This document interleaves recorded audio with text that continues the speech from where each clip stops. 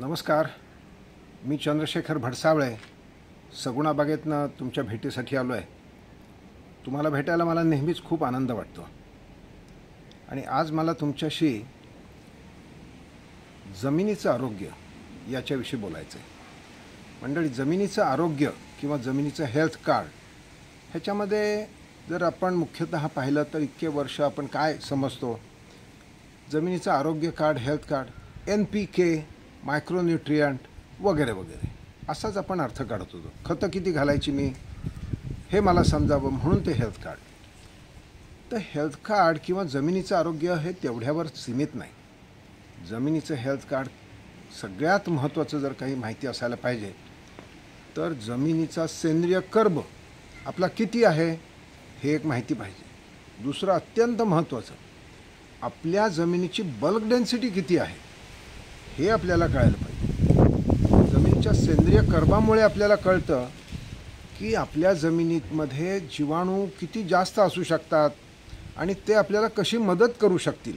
म्हणजे शेतकऱ्याचे कष्ट, शेतकऱ्याचे लागणाऱ्या सगळ्या वेगवेगळ्या गोष्टी म्हणजे खतं, पाणी ह्या सगळ्या कमी लागूनसुद्धा उत्पादन जर चांगलं यायचं असेल तर आपल्या जमिनीमध्ये सूक्ष्म जंतूंची संख्या खूप मोठ्या प्रमाणात पाहिजे आणि त्या सूक्ष्म जंतूंची विविधता ही पण खूप मोठ्या प्रमाणात पाहिजे. आणि दुसरं काय पाहिजे की जी भूमाता, जी जमीन आपली आहे, ही भूमाता जमीन मी हाताने सुद्धा वाकरू शकलो पाहिजे. आणि हातात घेतली आणि डोळे मिटले तर मला असं वाटायला पाहिजे की ही माती नसून हे प्रत्यक्षामध्ये कोणत्या तरी प्रकारचं शेणखत किंवा कंपोस्ट खत अशा प्रकारची वस्तू माझ्या हातामध्ये, म्हणजे अशी हलकी फुलकी आहे, हलकी फुलकी आणि त्याला सुगंध छान आहे. या गोष्टी जर असतील तर आपल्याला ही जमीन, आपली भूमाता सशक्त आहे हे हमखास सांगू शकतो. मग त्यासाठी जमिनीच्या हेल्थ कार्डची सुद्धा गरज नाही. मंडळी, हे सगळं केव्हा होऊ शकेल? मी तुम्हाला माहिती आहे 1976 साली अमेरिका सोडून परत आलो. 25 वर्षाचा होतो आणि तेव्हापासून सगुणाबागेमध्ये जे संपूर्ण नुसतं वैराण होतं, इथे एकही झाड नव्हतं. जमीन जी होती ती अगदी पार खराब झालेली जमीन होती, अत्यंत डिग्रेडेड अशी जमीन होती. निव्वळ मुरूम आणि अशा प्रकारची खडी, रेती, माती, म्हणजे माती अशी सुंदर चांगली नव्हती. अशा जमिनीवर कामाला सुरुवात केली. आज ही जमीन खूप उपजाऊ आहे, अत्यंत सशक्त आहे. इथे आता तुम्हाला माहिती आहे कृषी पर्यटनासाठी हजारो पाहुणे येतात. म्हणजे प्रति आठवड्याला 1000पेक्षा जास्त पाहुणे इथे असतातच. प्रत्येक पाहुणा म्हणतो, अरे इथे काहीतरी फार चांगलं आहे बरं का, सगुणा बागेमध्ये आल्यावर हमें सुकून लगता है, सगुणा बागेमध्ये पॉझिटिव्ह एनर्जी आहे, असं लोक म्हणतात. याचा अर्थ जेव्हा मी शोधायचा प्रयत्न केला तेव्हा त्याचा अर्थ एकच निघाला की गेल्या 20-25 वर्षामध्ये सगुणा बागेमध्ये जमीन आम्ही नांगरलेली नाही.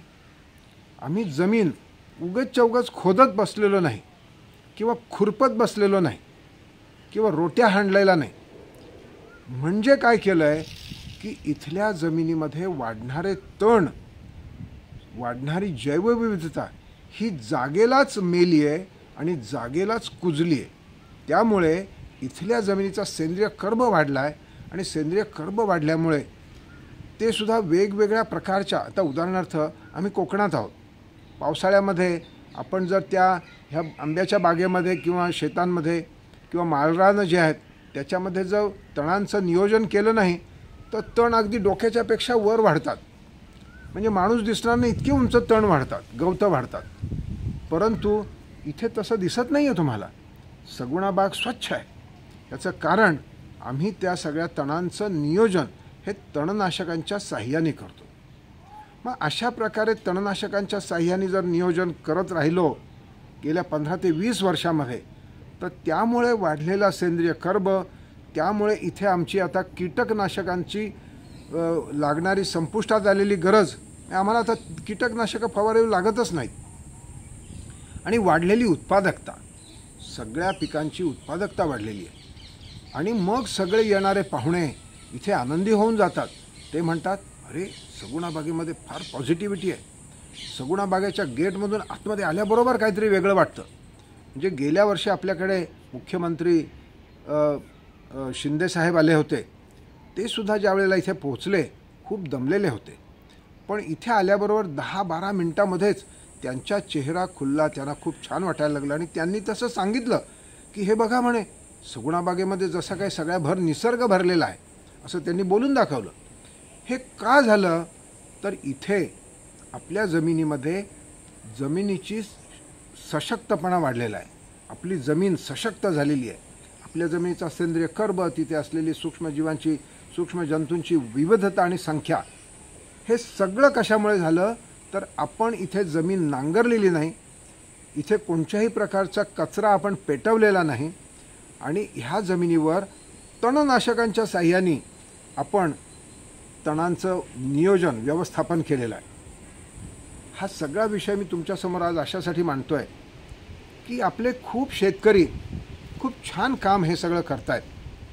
एक विशेष शेतकरी ह्या 22 मेला ज्यांचा इथे मोठा सन्मान करण्यात आला, मला फार त्यांची विशेषता वाटते की त्यांनी गेल्या फक्त 3 वर्षामध्ये हा विषय अत्यंत छान समजून घेतला आणि हजारो शेतकऱ्यांपर्यंत हा विषय ते कोणत्याही प्रकारच्या मोबदला किंवा कोणत्याही प्रकारची शाबासकी किंवा कोणत्याही प्रकारचा मान सन्मान याची वाट न पाहता हे ते काम करतायत.